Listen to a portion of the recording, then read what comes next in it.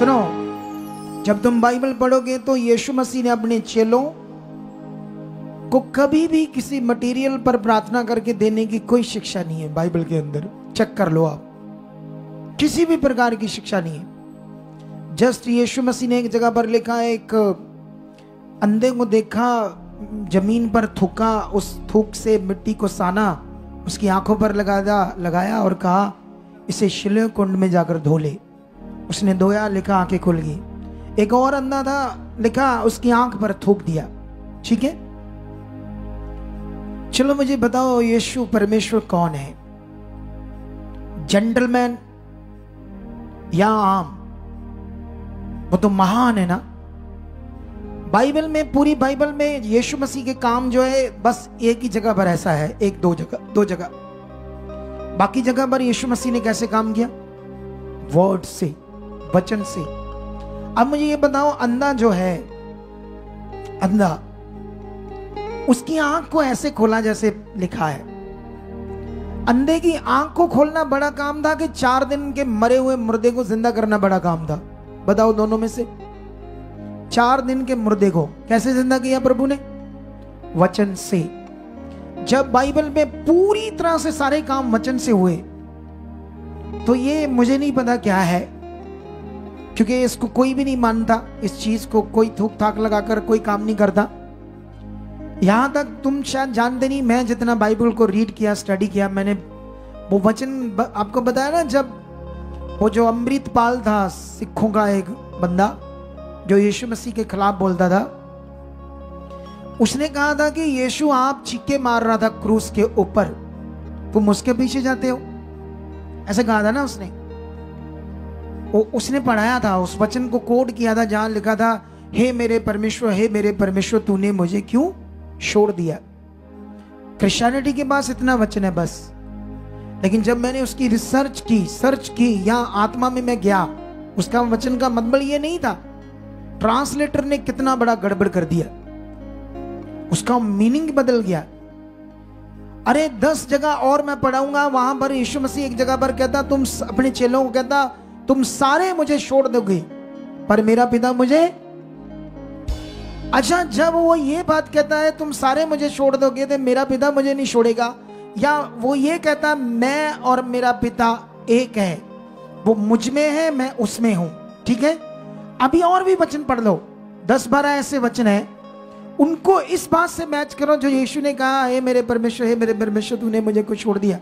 बाकी 8-10 वचनों से वो वचन मैच हो रहा है। इसका मतलब ट्रांसलेटर से कोई गड़बड़ हुई है। अब जवाब नहीं था लोगों के पास, हमारे लोगों के पास।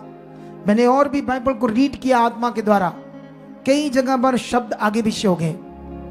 आई डोंट नो क्यों ऐसे किया, या हुआ या नहीं हुआ, या क्या हुआ, इससे हमें कोई मतलब नहीं। हमें मतलब ये था कि यीशु की जो टीचिंग है वो एक विश्वास की बात करता है। यीशु अपने चेलों को कहता है, विश्वास से इस पहाड़ को भी कहो उखड़ तो समुद्र में जा पड़, तुम्हारे लिए हो जाएगा। विश्वास से क्या, उसने जो टीचिंग दी कि तुम्हारा विश्वास क्या कर सकता है और पवित्र आत्मा के द्वारा तुम्हारा जीवन तुम क्या कर सकते हो, ये सिखाया। तो ये उपदेश को हमने मानना, जो उसने सिखाया ही नहीं उसको क्यों मानना और क्यों इतना लोगों के दिमाग में डालना है। ये देखो, ये मेरे पास एक कपड़ा पड़ा है, इसे खोलते, मेरा माइक पकड़ो एक जना, लड़की इधर आ, मेरा माइक पकड़ो, इसको मैं खोलता हूं।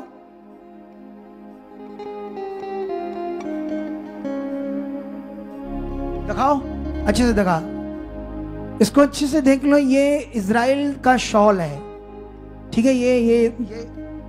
ये लिखा हुआ पढ़ाओ, इनको दूर से जूम करो, पूरा जूम करो, इस हिब्रू में लिखा है, और जूम करो, और जूम करो, ये देख लो हिब्रू भाषा, ये हिब्रू में लिखा है।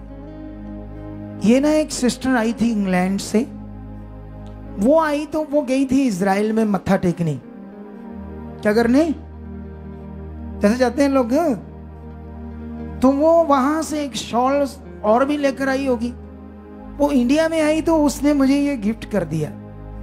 तो मुझे जब गिफ्ट किया तो मैंने देखा, मैं तो देखा नहीं था कभी, मुझे अच्छा लगा। ठीक है, कुछ समय के लिए मैंने अच्छा लगा और मैंने उसको कहा थैंक यू इस गिफ्ट के लिए। और बाद में मैंने जाके घर में रख दिया, क्योंकि मुझे इससे कोई मतलब नहीं था ना।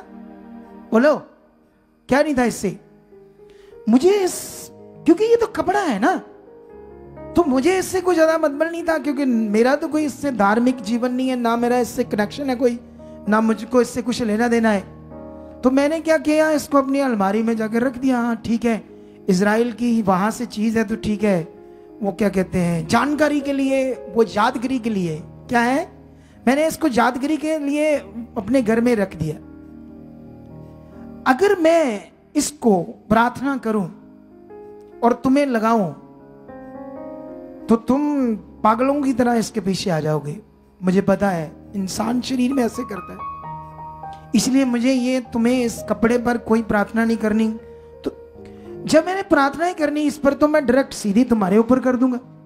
बोलो क्या प्रार्थना जो मैं तुम्हारे ऊपर करूंगा वो प्रार्थना नहीं है, ये ज्यादा प्रार्थना है जो इस पर मैं करूंगा। आप बताओ, मुझे निर्णय लो आप।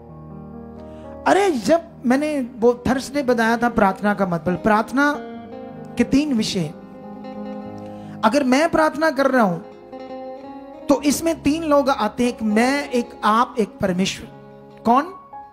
जब मैं प्रार्थना कर रहा हूं तो मैं अपना कनेक्शन किससे कर रहा हूं? उस प्रार्थना के द्वारा, और कनेक्शन करके मैं परमेश्वर को बोल रहा हूं विश्वास से, ऐसा आप करो इनके लिए। और आपका काम क्या है? उन शब्दों को रिसीव करना मन में, और उन शब्दों पर क्या करना? विश्वास। ये प्रार्थना का मतलब है। अगर मेरे मुंह से निकले हुए शब्द तुम्हारे मन में जा रहे हैं, तुम उन पर विश्वास ला रहे हो, तो तुम्हारा काम होगा। ये कानून है, ये कानून है बाइबल के अकॉर्डिंग। ठीक है, अब कोई कर रहा है तो करे, मुझे कोई ऑब्जेक्शन नहीं है उनको, लेकिन उनका वो जाने, उनको परमेश्वर जाने, वो आत्मा से जो कर रहे हैं वो देखे, मुझे उससे कोई मतलब नहीं है। पर मेरी जो भी शिक्षा है, जो मैंने परमेश्वर से सीखा है, उसके हिसाब से इस पर इसको हटा दोगे तो अच्छे रहोगे। इन चीजों को अपनी जिंदगी से दूर रखोगे ना तो अच्छा रहेगा, आप परमेश्वर से जुड़े रहोगे। आपका फेथ, भरोसा किस पर बना रहेगा? शद्रक, मेशक, अबेदनगो के पास ऐसा कोई कपड़ा था, कोई ऑयल था? अनदेखा विश्वास कर रहे थे, जलते हुए भट्टे ने उन्हें जलाया नहीं। अरे बाइबल में इतने बड़े बड़े काम फेथ से हुए, विश्वास, आत्मिक विश्वास। इसी में बढ़ने की जरूरत है लोगों को, इसी में ध्यान देने की लोड़ है। मेरा खुदा पर विश्वास है, जो हम कर रहे हैं एक दिन करोड़ों लोगों को करवा देंगे। और जिस दिन तुम्हें ये करना आ गया ना, सीधा डायरेक्ट प्रैक्टिकल आत्मा के द्वारा, वो पैम्फलेट कल बन जाएंगे, तुम्हारी बड़ी हेल्प होगी उससे। तुम लेकर जाना, उसे पढ़ना और उसको पढ़ पढ़ के प्रैक्टिकल करना अपने जीवन में। पवित्र आत्मा की प्रैक्टिस लिखी मैंने, कैसे करनी आत्मा की प्रैक्टिस। ठीक है, तो अभी आप लोगों ने ध्यान देना है, उसमें मैं आपके साथ रहूंगा। मेरी फोटो है वहां पर, मैंने वो प्रार्थना लिखी, तो मतलब मैं भी आपके साथ ही प्रार्थना कर रहा हूं। आपको हेल्प मिलेगी पवित्र आत्मा से और खुदा के दास से भी। ठीक है, तो अभी आपने ध्यान देना, हमारा काम है मन से विश्वास करना, भरोसा करना। देखो ये मुझे याद है, मुझे कितना लगता मैं है ऐसा बहुत ठीक है, चलेगा, लेकिन इन्हू चोला चाला जा पाके दे, इन्हू फिर पाइए तो फिर बाबे वांगू ना साहब हो जाए कोई है। अरे हमें जरूरत है लोगों को परमेश्वर से जोड़ने की, चीजों से नहीं, मटेरियल से नहीं। वो संसारिक टाइप काम हो जाएगा। यीशु मसीह ने जो टीचिंग दी है ना, वो ये थी कि तुम्हारा सहायक कौन होगा? जिसके पास पवित्र आत्मा है। जब तुम पुराना नियम पढ़ोगे ना, जब नबियों के ऊपर आत्मा आता था ना, तो हिलाकर रख देते थे लोगों को। जब शमशून के ऊपर आत्मा आता था, कोई उसके सामने टिक नहीं सकता था। पुराने नियम में तो आता जाता था आत्मा, नए नियम में तो परमानेंट आपके लिए। बोलो, आने जाने वाला आत्मा नहीं है। सिर्फ ये है कि उसकी प्रैक्टिस, प्रैक्टिकल करना पड़ेगा आपको। कोई भी दुनिया में काम है, आप कंप्यूटर चलाओगे तो उसको चलाते चलाते आपको समझ आएगी, प्रैक्टिस से, प्रैक्टिकल से। आप गाड़ी चलाओगे तो एकदम से नहीं आएगी, 2-3 साल बाद अच्छी चलानी आएगी, फिर और अच्छी आएगी, प्रैक्टिस करते करते।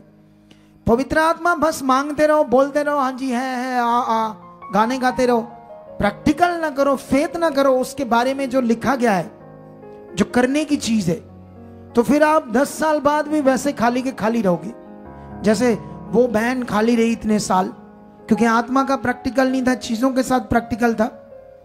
मेरा विरोध नहीं है, बस मैं तो आपको ठीक कर रहा हूं, क्योंकि वैसे भी मुझे पता है कि जो परमेश्वर मुझे लोग देगा वो आएंगे। जो पहले से हमारा विरोध विराध तो होता रहता है इन चीजों से, होने दो, डोंट वरी, किसी की परवाह नहीं, हमने जो खुदा ने कहा हम वो करेंगे। हालेलुया। तुम्हें बड़ी जिंदगी चाहिए ना, जबरदस्त, तुम भी हिला दोगे लोगों को। रेडी हो जो आज से आने वाले संडे में, आज तो भी गोइयां बनेगी अभी राइट नाउ, आज की शिक्षा के बाद। क्या आज मन फिराते हो?